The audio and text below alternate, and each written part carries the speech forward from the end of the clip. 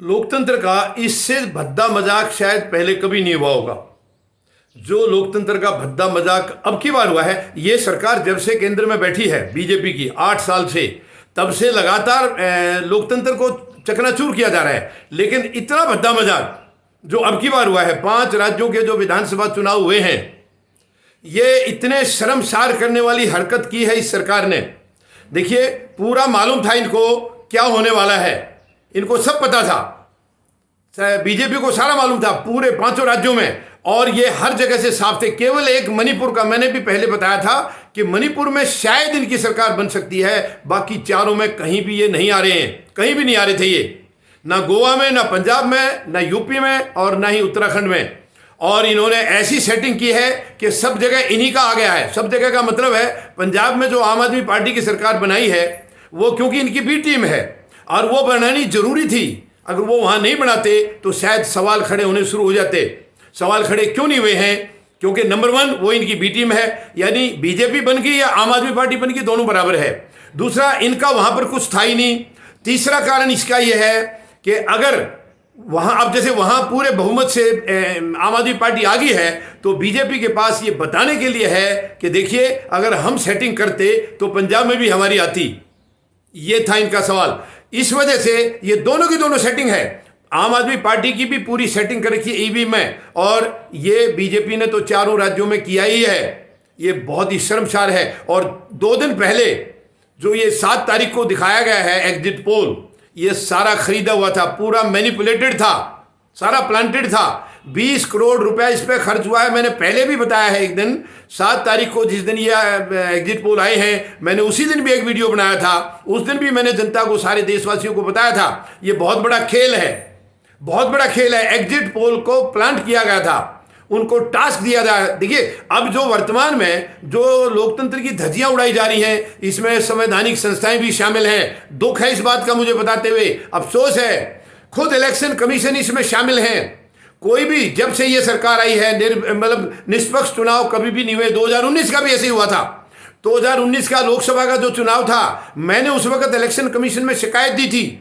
इनके जो इनकी होर्डिंग्स लगी थी, वो टोटली गलत होर्डिंग थी, जिसमें ऐसे ऐसे लिखा था कि बहुत हुआ, यानी एक तो सबसे पहले तो जो ये पुलवामा का जो हमला हुआ था, उसके नाम पर वोट मांगे गए। और दूसरी बात, दुश्मन के घर में घुस के किया प्रहार, फिर एक बार मोदी सरकार। तो मैंने इनसे पूछा था, कौन घुसा दुश्मन के घर में? क्या हमारे प्रधानमंत्री गए, या इनकी काउंसिल ऑफ मिनिस्टर्स गई, या इनकी पार्टी गई? वो हमारे वीर सैनिक थे, वीर बहादुर सैनिक, जो दुश्मन के घर में घुसे थे। और वो सैनिक किसी एक पार्टी के, एक दल के, या किसी एक नेता के नहीं है, पूरे देश के हैं। तो शर्म नहीं आई इस पार्टी को? सैनिकों की, मतलब शहादत के ऊपर इन्होंने वोट मांगे हैं, शहादत के ऊपर। मैंने इलेक्शन कमीशन को उस वक्त शिकायत दी थी, कोई एक्शन नहीं लिया। फिर हमने उनके खिलाफ आंदोलन किया, उसके बावजूद कोई एक्शन नहीं है, कहीं से भी कोई एक्शन नहीं। आराम से वो सरकार बना गई 2019 में, और अभी तानाशाही वही बरकरार है, आज भी तानाशाही बरकरार है, और उसी तानाशाही का ये हिस्सा है। आज 5 राज्यों में कहीं भी ना आम आदमी पार्टी की बननी थी, वहां कांग्रेस की सरकार बननी थी। हमने विजिट किया है सॉरी, हमने विजिट किया है, पंजाब में भी विजिट किया, उत्तर प्रदेश में किया, उत्तराखंड में किया। पंजाब में कांग्रेस की सरकार बन रही थी, गोवा में कांग्रेस की बन रही थी, उत्तराखंड में कांग्रेस की बन रही थी, और उत्तर प्रदेश में अखिलेश यादव की सरकार बननी थी। ये लोग कहीं भी आसपास नहीं थे, लेकिन देखिए, सारा का सारा मैनेज कर दिया। किसान आंदोलन 1 साल जो चला था, और काले कानून रद्द किए थे, प्रधानमंत्री महोदय ने मजबूरी में देश से माफी मांगी थी। उनको मालूम था कि अब इनका जो है बैंड बाजा बजेगा उत्तर प्रदेश में, इसलिए वो कानून रद्द किए थे। लेकिन उसके बावजूद ये समझ गए कि किसान कहीं भी इनकी बात नहीं चलने देंगे। तो इन्होंने कहा कि अब किसान कहीं भी घूमते रहो, हम ऐसा रास्ता निकालेंगे जिससे कोई कुछ कर ही नहीं सकता है, क्योंकि इलेक्शन कमीशन इनके हाथ में है। इलेक्शन कमीशन इनके हाथ में, ये जब मर्जी उसको सेटिंग करके जो मर्जी कह के करा सकते हैं। शर्म की बात है, ये बिल्कुल शर्म की बात है। यानी कांग्रेस के जो इस वक्त मुख्यमंत्री थे, वो 2 सीटों से लड़े हैं पंजाब में, वो दोनों से हार गए, संभव नहीं है। अकाली दल के जो 4-4, 5-5 बार मुख्यमंत्री रहे हैं, प्रकाश सिंह बादल खुद हार गए, उनका बेटा सुखबीर सिंह बादल हार गया। और इन्होंने उत्तराखंड से अपने मुख्यमंत्री को भी जानबूझ के हराया है, धामी को जानबूझ के हराया है, ताकि सवाल खड़े ना हो। लेकिन ये समझते हैं कि देश वाले मूर्ख हैं। अब देश सारी इनकी चाल को समझते हैं, ये कहां कहां क्या क्या गोटियां खिला रहे हैं वो सब समझते हैं देशवासी सारी इनकी एक एक चीज हरकत नोट करने लग रहे हैं। और अब ये बात यहां पर नहीं रुकेगी, आंदोलन होगा, सड़कों पर आंदोलन होगा।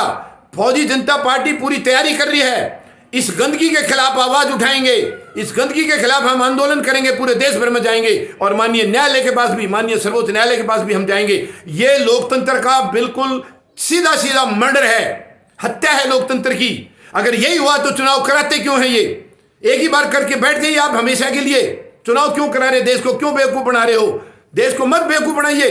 दुनिया भर का पैसा खर्च हो रहा है, दुनिया भर का समय बर्बाद हो रहा है, जनता का समय बर्बाद हो रहा है। क्यों आप चुनाव की हरकत करते हैं?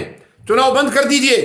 इन फ्यूचर कोई चुनाव कराने की जरूरत नहीं है, कोई चुनाव कराने की जरूरत नहीं है। जब आपने यही बनना है तो, अगर आपने यही अपनी तानाशाही चलानी है, इलेक्शन कमीशन आपके हाथ में है, फिर क्या जरूरत है जनता को बेवकूफ बनाने की? लेकिन बहुत हो चुका है, बहुत खेल हो गया है, अब ऐसा नहीं होगा। अब 2024 में इस गंदगी को खत्म करने की फौजी जनता पार्टी तैयारी में लग गई है। पूरे देशवासियों से मैं अपील कर चुका हूं और अब हम सड़कों पर उतरेंगे और इनका पर्दाफाश करेंगे हम।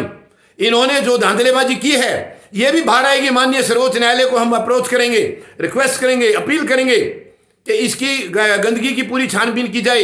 ये ईवीएम मशीन के अंदर पूरी सेटिंग है। 2019 का चुनाव भी ऐसे ही जीता था और इसके बावजूद ये भी, यानी इनके कहीं भी कोई भी आने का कुछ नहीं था। आप देखिए, इनको मालूम है मायावती को केवल एक सीट मिली है, बहुजन समाज पार्टी को, जो 3-3 बार मुख्यमंत्री रही है उत्तर प्रदेश में, कैसे उनकी एक ही सीट आ गई? ये सब सेटिंग किया है, सब सेटिंग किया। इन्होंने देखा है अखिलेश यादव के परिवार को, तो इसकी अखिलेश यादव को तो जबरदस्ती खत्म कर लेंगे ये, क्योंकि इसके परिवार को तोड़ा इन्होंने।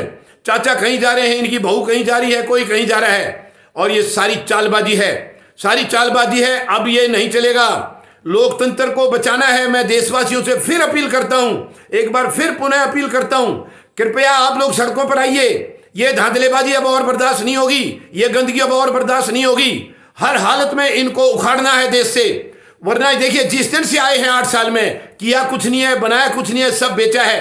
पहले की सरकारों ने, मैं ये नहीं कह रहा हूं कि पहले की सरकार बहुत अच्छी थी, भ्रष्टाचार उसमें भी था, लेकिन उन्होंने फिर भी कुछ काम किए थे।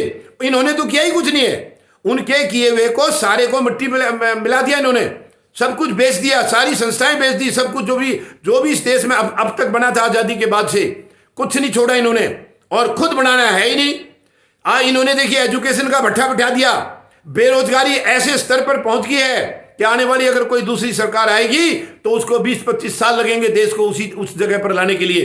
तो ये शर्म की बात है। महिलाओं के साथ अत्याचार कदम कदम पर, जगह जगह, और उत्तर प्रदेश में सबसे ज्यादा अत्याचार, सबसे ज्यादा। और उस मुख्यमंत्री की खुद प्रधानमंत्री महोदय पीठ थपथपा रहे हैं, वो कह रहे इससे बढ़िया प्रशासन नहीं है। अगर ये प्रशासन बढ़िया है तो फिर देश का सत्यानाश होना तो निश्चित है। अगर ये लोग इसी तरीके से करते रहे, ये देश को मिट्टी में मिलाकर छोड़ेंगे नहीं, हम नहीं मिलने देंगे देश को मिट्टी में। बहुत बहुत महान हस्तियों ने अपनी कुर्बानियां देकर के इस देश को आजाद कराया था, अंग्रेजों को यहां से भगाया था। शहीद आजम भगत सिंह जैसी महान हस्तियों ने अपनी कुर्बानी दी थी, हमारे कल को सुरक्षित करने के लिए अपने आज को मिटा डाला था, लेकिन इन्होंने उनकी आंखों से भी खून के आंसू निकाल दिए हैं। तो मैं देशवासियों से अपील करता हूं, अब आगे ये धांधलेबाजी बिल्कुल बर्दाश्त नहीं होगी। अब तुरंत सड़कों पर आना है, ये फौजी जनता पार्टी का आह्वान है। एसएम न्यूज को भी मैं निवेदन करूंगा, कृपया आप इन बातों को खूब अच्छी तरह से आगे देशवासियों तक फैलाएं। आपका चैनल बहुत अच्छा काम कर रहा है। एसएम न्यूज पूरी तरह से प्रजातंत्र को सुरक्षित करने के लिए प्रजातंत्र की लड़ाई लड़ रहे हैं। मैं निवेदन करूंगा आप आगे भी जारी रखें, फौजी जनता पार्टी आपके साथ है, और फौजी जनता पार्टी पूरे देशवासियों से, 140 करोड़ लोगों से अपील करती है, आप आइए और इस गंदगी को हम मिटा कर रहेंगे। माननीय सर्वोच्च न्यायालय की भी मदद लेंगे, और जहां जनता खड़ी हो जाएगी तो चुनाव आयोग को भी झुकना होगा। आज वो सरकार के सामने नतमस्तक है। और देखिए उत्तर प्रदेश की एक घटना और बताता हूं, यानी वहां के जो अधिकारी हैं उन्होंने अखिलेश यादव के लिए बंगला वगैरह साफ सफाई कराना शुरू कर दिया था। सबको मालूम था कि वो जीत रहे हैं, लेकिन नहीं, नीचे नीचे इन्होंने सारी सेटिंग करके रखी थी, सारी सेटिंग थी। 3 ट्रक भी पकड़े गए हैं, जिनमें से 2 भाग गए, 1 ट्रक ईवीएम का, उसके बारे में भी छानबीन होनी चाहिए। पूरी छानबीन माननीय सर्वोच्च न्यायालय द्वारा कराई जानी चाहिए। और वो ट्रक कैसे आया, क्यों आया, किस लिए आया, उस वक्त चुनाव के, वो कह रहे हैं ट्रेनिंग की थी, मशीनें ट्रेनिंग की मशीनों का उस वक्त क्या काम था। तो ये बहुत दुख की बात है, बहुत अफसोस की बात है। अब इनकी धांधलीबाजी हमें तुरंत रोकनी होगी, वरना देश बचेगा नहीं, देश बर्बाद हो जाएगा। हम देश को बर्बाद नहीं होने देंगे, इनको उखाड़ेंगे। ये पूरा आरएसएस का एजेंडा चला रहे हैं। आरएसएस कभी देश का ना था और ना कभी होगा। आरएसएस हमेशा अंग्रेजों के साथ था, उनका साथ दिया है, कभी तिरंगे का सम्मान नहीं किया इन्होंने। आज ये अपने आप को देशभक्त बता रहे हैं। इनसे बड़ा देशद्रोही कोई है ही नहीं, जो पूरे देश को बर्बाद करने पर तुले हुए हैं। हिंदू मुस्लिम में, जाति में, धर्म में, इसमें बांट रखा है इन्होंने। अमीर में, गरीब में, सारे में देश को बांटने लग रहे हैं, कमजोर करने लग रहे हैं। अब नहीं होगा बर्दाश्त। तो मैं एसएम न्यूज़ का भी धन्यवाद करता हूं, अपील करता हूं, आप भी इस मुहिम में जैसे अभी तक लगे रहें, और इसके बाद आप पूरी तरह से इसको जो है आप आगे ऐसे ही लेकर के चलना है। धन्यवाद। जय जवान, जय किसान, जय हिंद।